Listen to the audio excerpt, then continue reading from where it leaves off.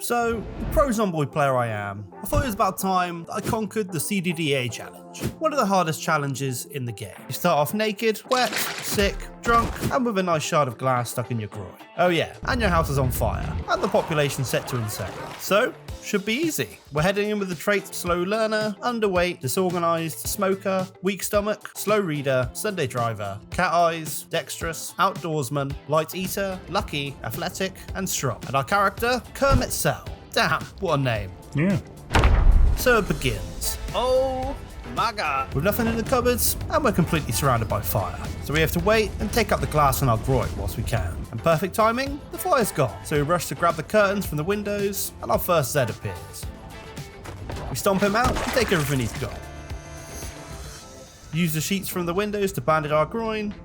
Then one quick sweep of the house, and there's nothing left. So we head out and begin to take out a few of the Zeds with some mighty stunts. But perfect time to explain my plan. We're going to try and keep a low profile and kill all the Zeds in the local area. But a couple burning Zeds instantly mess me up, and we don't want to catch a light, so we try and take them through the woods to lose them. I'm sure this isn't a terrible plan, and I might have forgotten, good old Kermit here is sneezing like a madman, and every zombie in the area can hear it. But we stumble through the trees and find one of the best allies for killing the undead, a fence. So hop over and try the normal fence strat, that I'm awful at by the way. Oh, told you. Okay, so now we're bleeding, and every is bringing more Zeds in. So by now, my plan's gone straight out the window. We just run for our lives, building up the horde hot on our tail, then decide to hop into a local house to try and bandage up and get some supplies. And with the Zeds at the door, we jump out the window. Okay, maybe retract the pro statement from earlier. Timmy Darby, the man who's gonna beat this thing.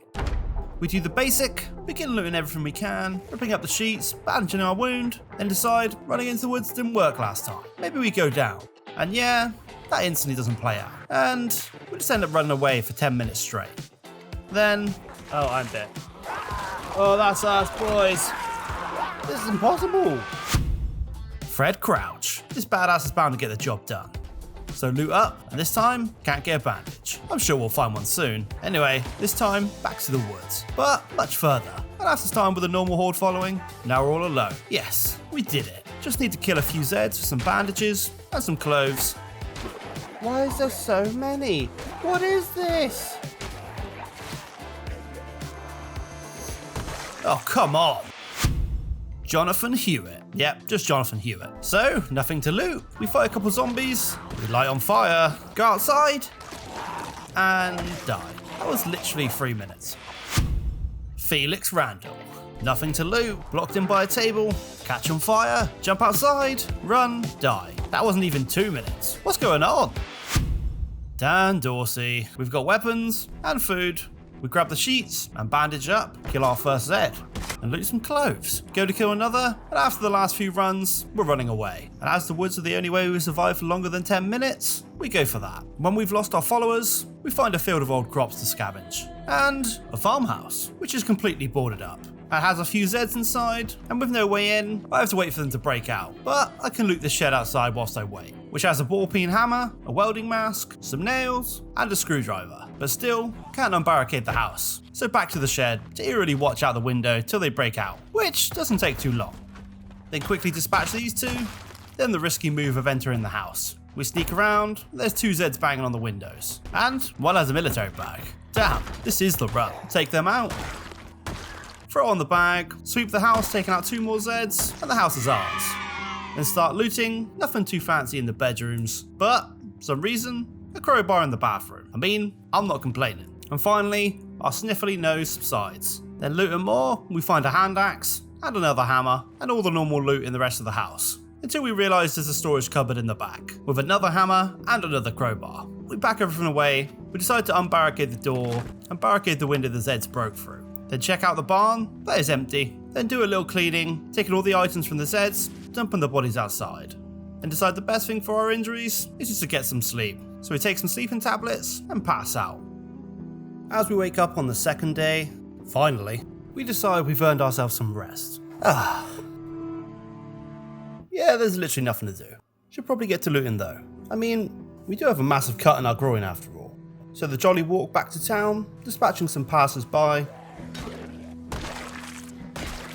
arriving back at our poor old burnt down house. What a dump. Anyways, some daring looting, finding more useful items, namely some more food and a much needed can opener. But the pockets are getting a little full, so a quick drop off and we're back. But I spy something.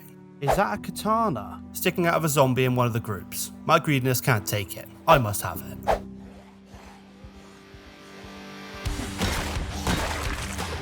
That.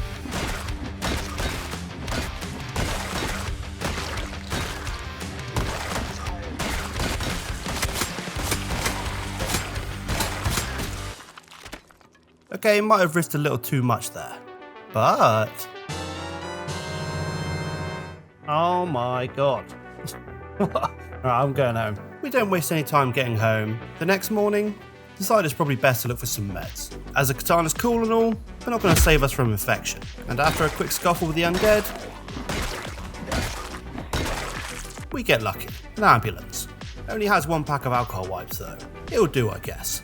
A little looting later, and we're trekking home in the dark. With the following day, decide we should probably be sensible though. Letting good old Dan heal his deep wound.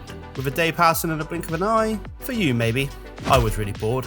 Dan wants to get some fresh air. Fully healed or not, and wouldn't hurt to find some more medical supplies to help with the process. Meeting the normal neighbours on the way. After a little wandering later, we finally find something useful. A small shop. Oh, it's the shop! Some ransacking later, our bags filled with goodies. And we spot a water dispenser next door. So, hands full too. The next day comes around, and our farmhouse is looking good. Cupboards stocked up, and a nice new katana. And Dan has a hearty breakfast with orange soda and a granola bar. I mean, it's not a good old English breakfast, but it'll do. With our belly full, we decided it's time to take out our new toy. Put it instantly to work, wiping out hordes in the town.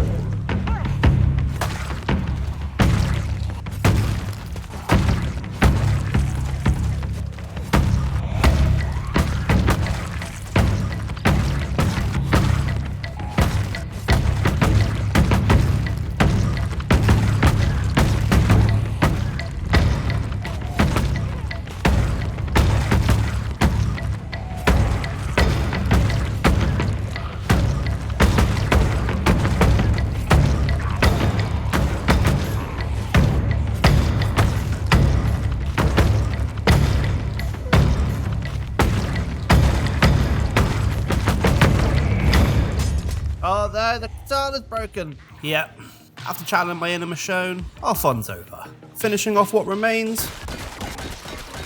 Stupidly thinking we made a dent in the population. So, run home with our tail between our legs. Spending a quiet night reading, but there's only one thing on Dan's mind.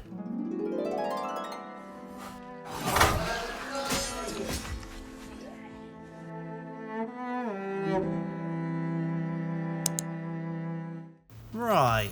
Well, we wake up and spend the next morning foraging, but can't see shit in this fog. But manage to scrounge up a few spears. Try heading out, but definitely too many Zeds, so just come home. Try again the next day, and same result there too. We haven't been venturing out for a couple days now. So walking across the fields, finally, the deep wound is healed. Oh my god! Thank god, we finally begin looting some houses, marking our success down on the map. Deciding we brave it, staying in a new house for the night. Continue our looting spree in the next day, until an old enemy I might have completely forgot about arrives.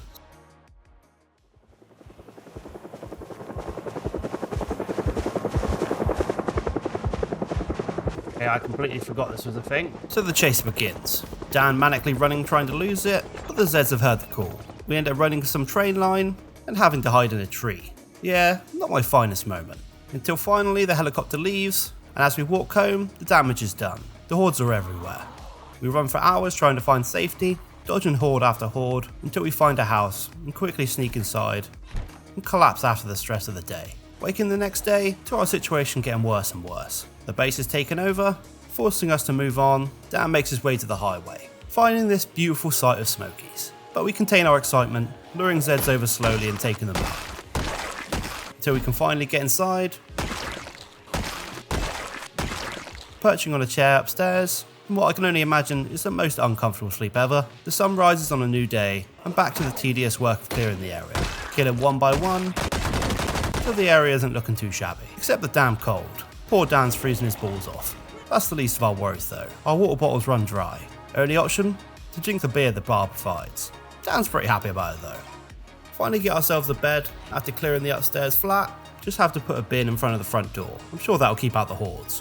When we emerge, our nice peaceful area has been tainted by more of the undead. Bloody assholes. Dan somehow avoids the closest call we've had so far. Right.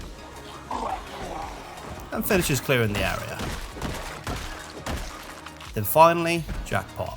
A storage building with tons of supplies and tools. Thank God, a little progress. Just still no lighter, so our poor smoker here is gonna suffer.